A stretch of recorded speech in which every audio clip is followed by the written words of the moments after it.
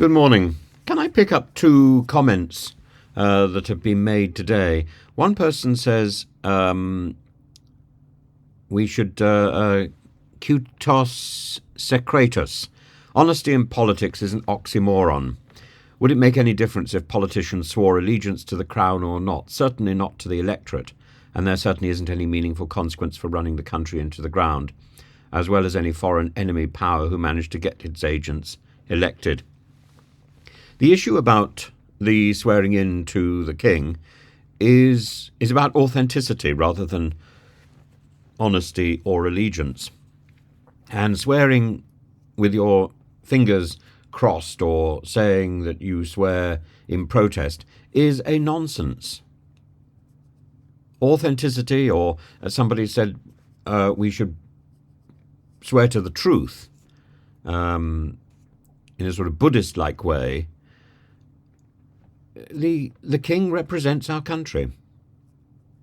We swear to work in harmony with our country and with the principles of our country. That is what the concept means. The king is simply the icon that represents that concept. And if a person is elected to Parliament and doesn't accept that and doesn't understand that concept, then I don't understand quite why they were standing in the first place. I don't understand what they think they represent, because they in turn are also an icon of representation. They represent us.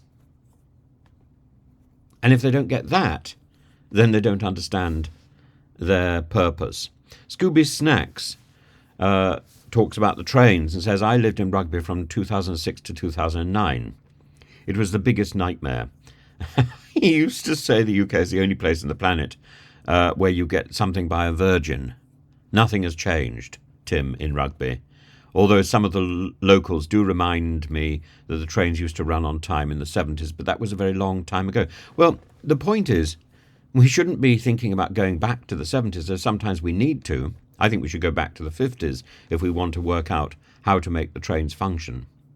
We need a proper rail track system to start with, which is properly maintained, and we need to have, again, authenticity, honesty. It's no good simply having people piping on, literally piped information in the trains endlessly, saying how good they are, when we know they're not. This is not honesty. I think we need less announcements, more pertinent announcements, so that we actually know when something... You go to a railway station and very often you are searching. Coventry is a really good example. You are searching for the information. It's not immediately available. Rugby isn't great, but Coventry is execrable. You don't know which platform you should be on to get your connection. And sometimes there's a very short period of time to get the connection because the connecting trains haven't run on time and nobody has held the next train back. So you've got You think you've got 5 minutes. In fact, you've got an hour to wait till the next train. Everything is then delayed incrementally. And it's that failure, as if I care whether the train that is late, the train I'm on, is waiting for a platform. The platform should be there. The platform hasn't moved. What's happened? It's the idea that constant bickering announcements are going to help me is nonsense. The talk doesn't mean greater efficiency. What we need is a genuine move towards efficiency, a genuine move towards accountability, and far less self-promotion.